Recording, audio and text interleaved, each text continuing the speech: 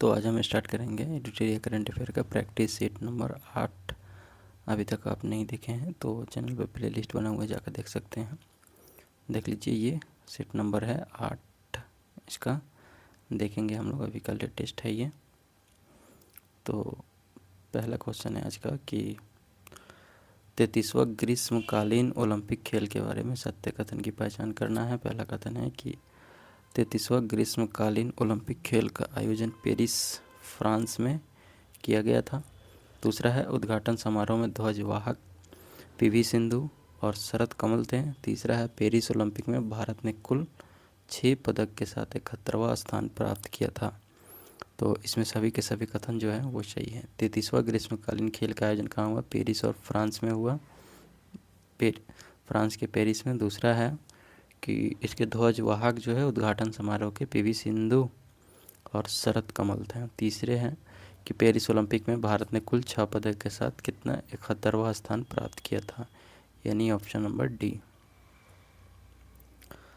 भारत किस देश के साथ व्यापक आर्थिक और व्यापार समझौते पर हस्ताक्षर किया है, जो एक द्विपक्षीय मुक्त व्यापार समझौता है जिसमें वस्तुओं और सेवाओं के व्यापार, डिजिटल व्यापार, दूरसंचार, वित्तीय और व्यावसायिक सेवाएं, श्रम, गतिशीलता, बौद्धिक संपदा जैसे क्षेत्र शामिल हैं।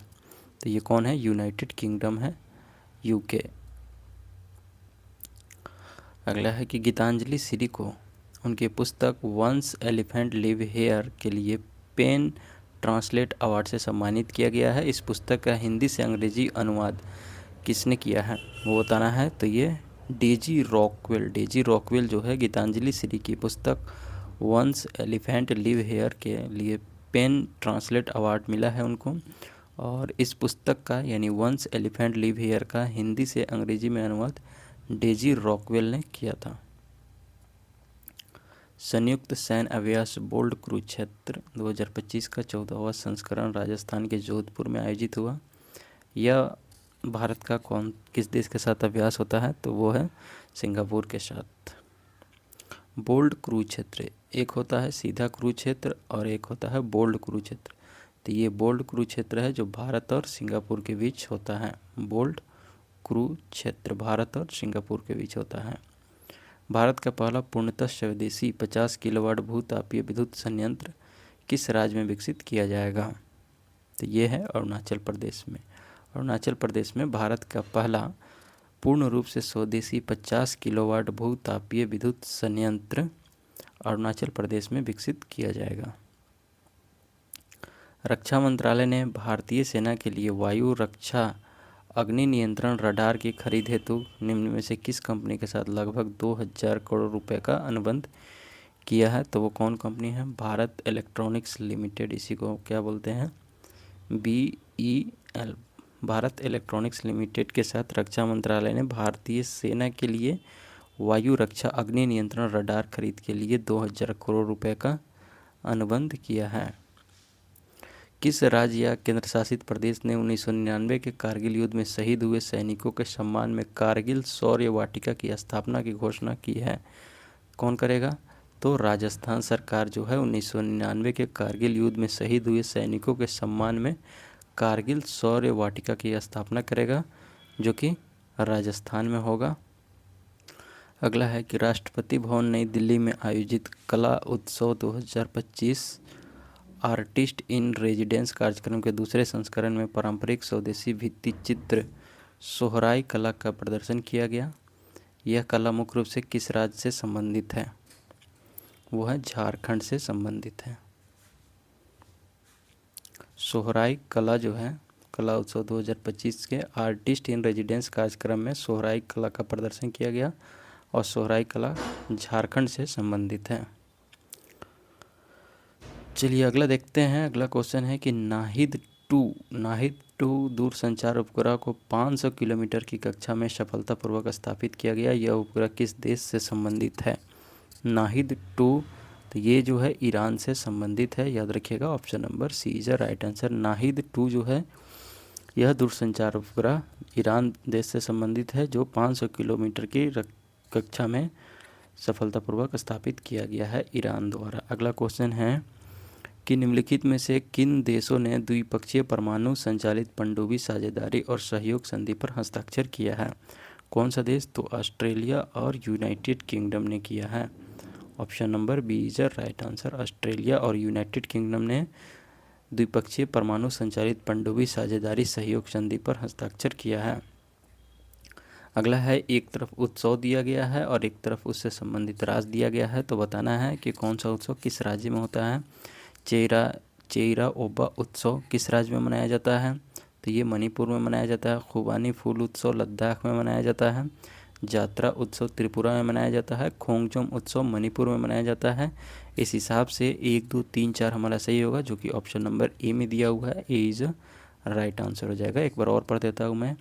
चेइरा ओबा उत्सव मणिपुर में, खुबानी फूल उत्सव लद्दाख में, जात्रा उत्सव त्रिपुरा में, खोंगजोम उत्सव मणिपुर में मनाया जाता है।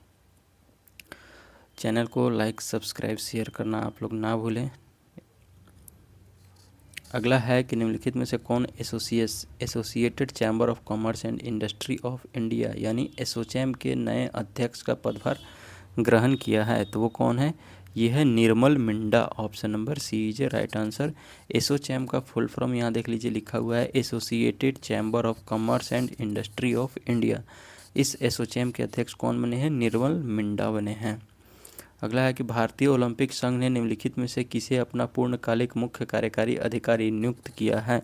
तो वो किसे किया है? रघुराम अय्यर। ध्यान रखिएगा, रघुराम राजन नहीं, रघुराम अय्यर को भारतीय ओलंपिक संघ ने अपना पूर्णकालिक मुख्य कार्यकारी अधिकारी नियुक्त किया है। अगला है कि निम्नलिखित में से कौन सा देश 31 दिसंबर 2026 से संयुक्त राष्ट्र शैक्षिक, वैज्ञानिक और सांस्कृतिक संगठन, जिसे यूनेस्को कहा जाता है, उससे हट जाएगा? तो ये अमेरिका है। यूनेस्को से हटने की घोषणा किया है अमेरिका ने, जो 31 दिसंबर 2026 से हट जाएगा।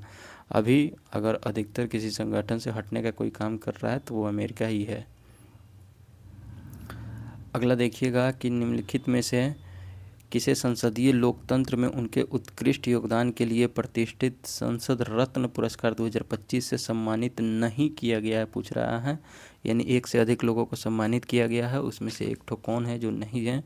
तो ये मनोज कुमार झा हैं, इनको नहीं किया गया। बाकी भर्तृहरि महताब ये प्रोटे में स्पीकर थे इस बार के। उसके बाद रवि किशन और सुप्रिया सुले, इन तीनों लोगों को संसद रत्न पुरस्कार 2025 से सम्मानित किया गया है।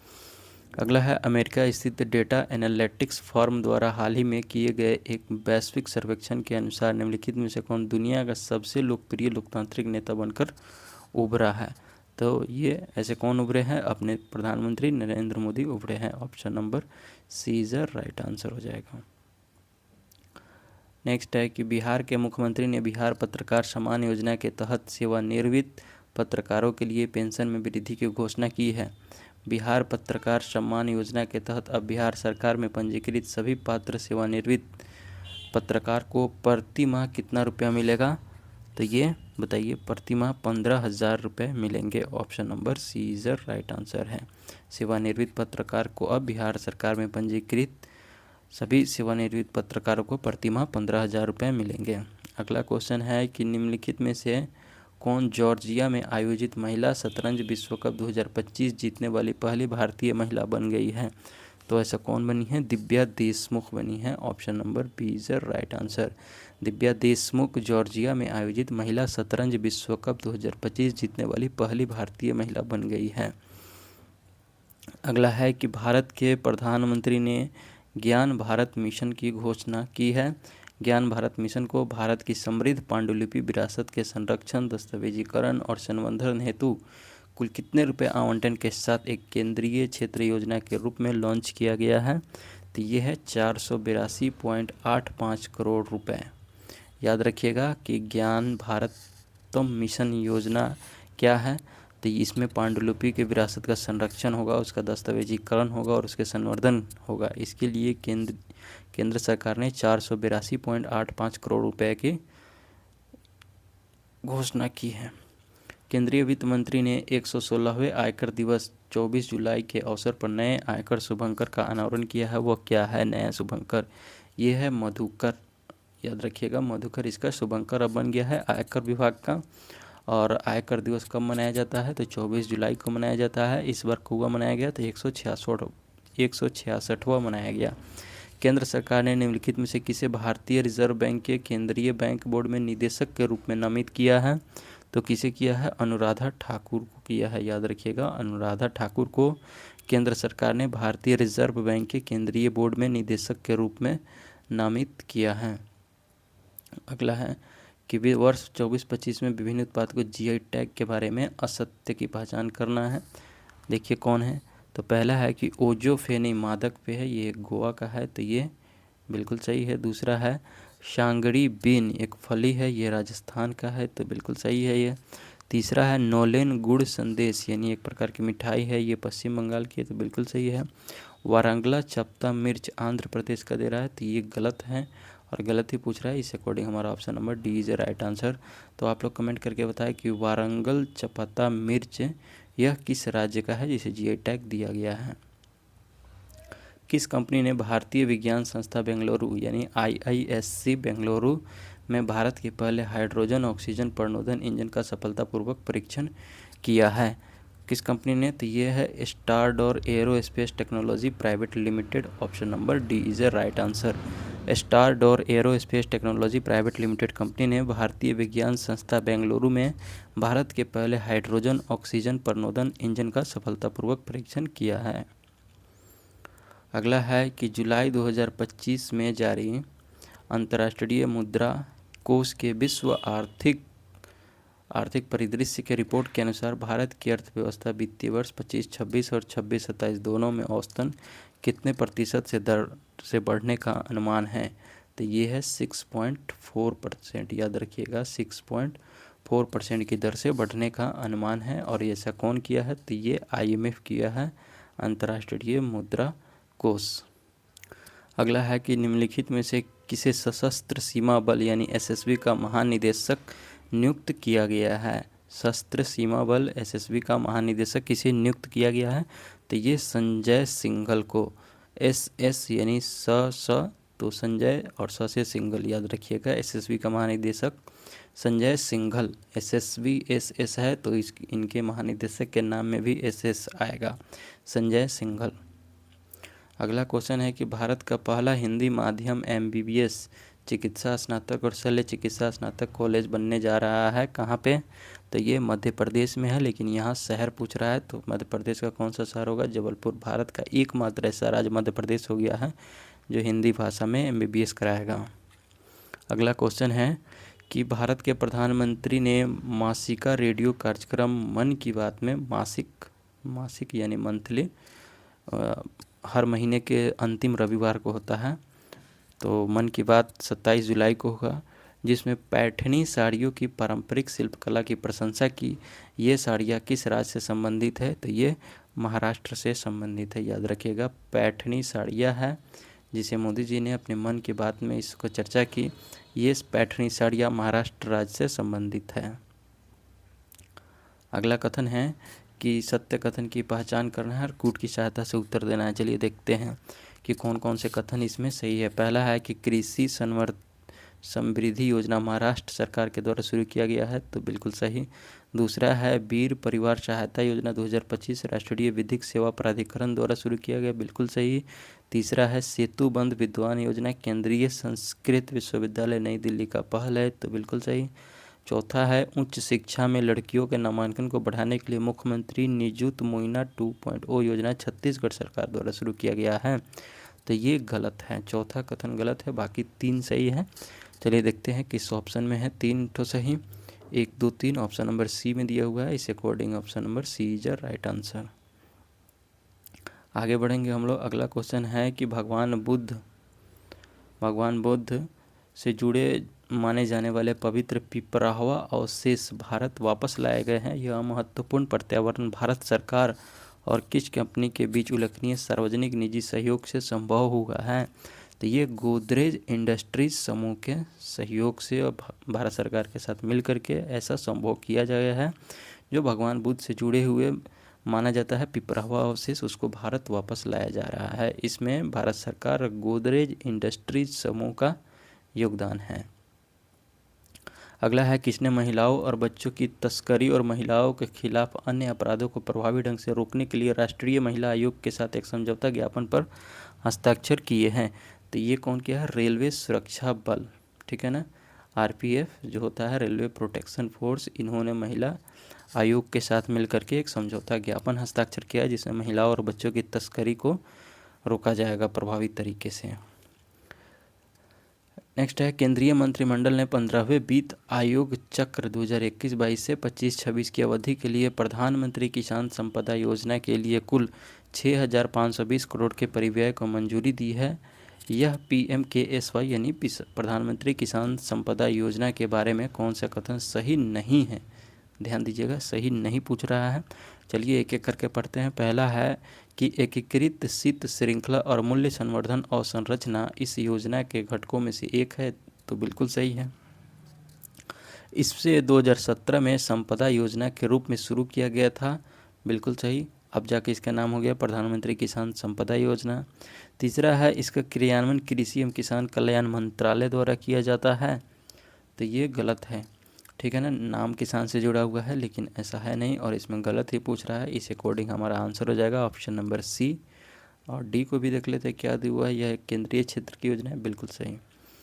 क्वेश्चन नंबर 32 है कि राजस्थान के किस जिले के रातडिया रीडेड़ी में 4500 साल पुरानी हड़प्पा सिंधु सभ्यता के अवशेष खोजे गए हैं?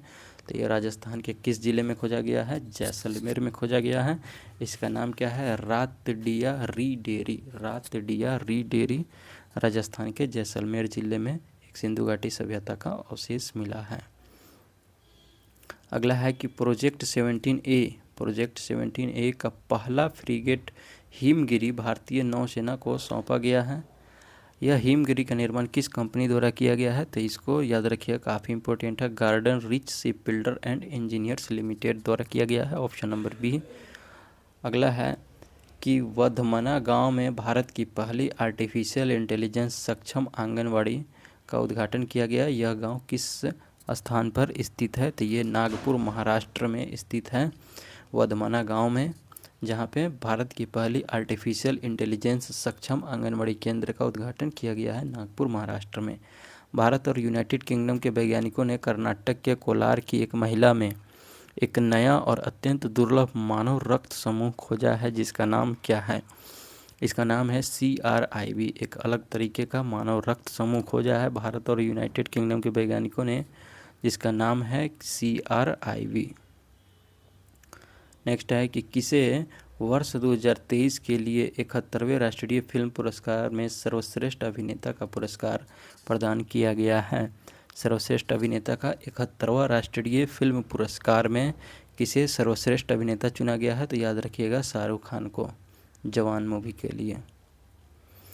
आर्थिक मामलों की मंत्रिमंडलीय समिति ने महाराष्ट्र, मध्य प्रदेश, पश्चिम बंगाल, बिहार, उड़ीसा, झारखंड राज्यों के 13 जिलों को कवर करने वाली 4 मल्टी ट्रैकिंग परियोजना को मंजूरी दी है, जिससे भारतीय रेलवे का मौजूदा नेटवर्क 574 किलोमीटर बढ़ जाएगा। इन परियोजनाओं की कुल अनुमानित लागत क्या है? तो इसकी अनुमानित लागत है 11,169 करोड़ रुपए, यानी option C is a right answer. अगला है कि निम्नलिखित में से कौन the man who become cinema Dilip Kumar नामक पुस्तक के लेखक हैं? वो बताना है। तो इसके लेखक है अशोक चोपड़ा, याद रखिएगा, पुस्तक का नाम है the man who became cinema Dilip Kumar, इसके लेखक है अशोक चोपड़ा। नेक्स्ट है, भारत के पहले स्वदेश निर्मित 1 megawatt green hydrogen power plant का उद्घाटन निम्नलिखित में से किस स्थान पर किया गया है? तो ये कांडला में किया गया है, याद रखिएगा, कांडला में। अगला है कि गौरी नृत्य एक ऊर्जावान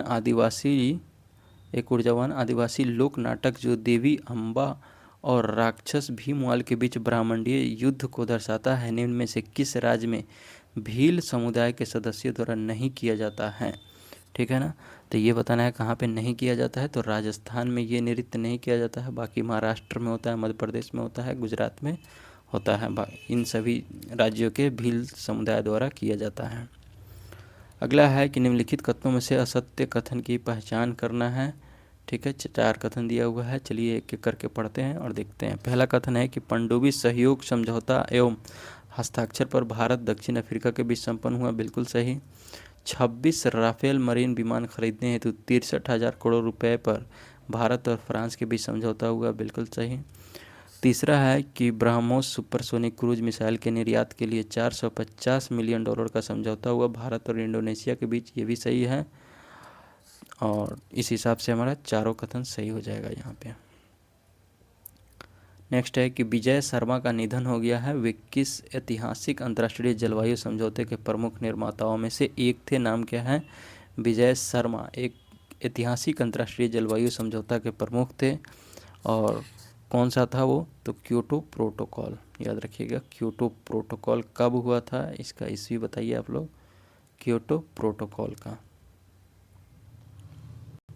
नेक्स्ट है कि निम्नलिखित में से कौन उपन्यास the loneliness of Sonia and Sunny के लेखक है, जिसे 2025 के बुकर पुरस्कार के लिए नामांकित किया गया है?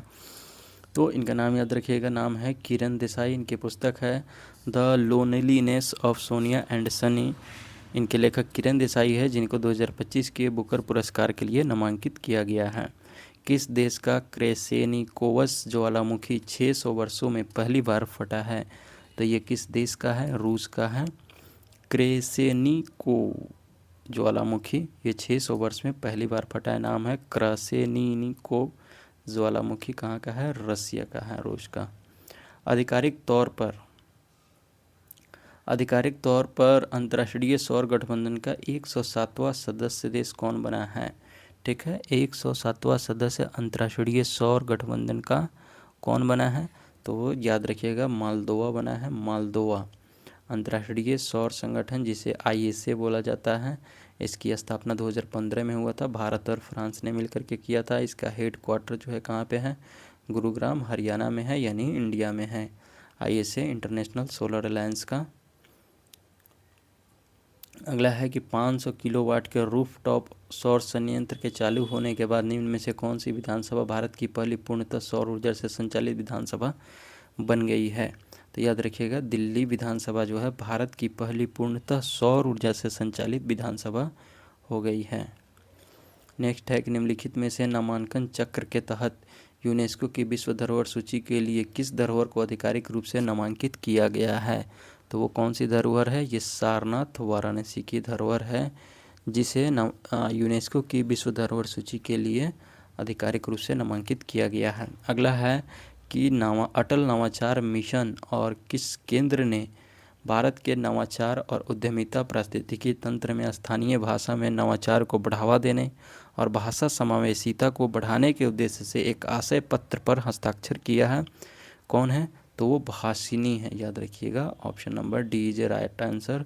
अटल नवाचार मिशन और भाषिनी ने मिलकर भारत में नवाचार और उद्यमिता पारिस्थितिकी तंत्र में स्थानीय भाषा में नवाचार को बढ़ावा देने एवं भाषा समावेशिता को बढ़ाने के उद्देश्य से एक आशय पत्र पर हस्ताक्षर किया है। नेक्स्ट है कि कौन सा गांव राज्य समर्थित पायलट परियोजना के तहत भारत का पहला स्मार्ट इंटेलिजेंट गांव बनने के लिए तैयार है, जिसका उद्देश्य ग्रामीण जीवन में अत्याधुनिक तकनीकों को एकीकृत करना है? इस हिसाब से ऑप्शन नंबर बी इसका राइट आंसर हो जाएगा, सतनावड़ी नागपुर। सतनावड़ी नागपुर गांव जो है वह राज्य समर्थित पायलट परियोजना के तहत भारत का पहला स्मार्ट इंटेलिजेंट गांव बनने के लिए तैयार है।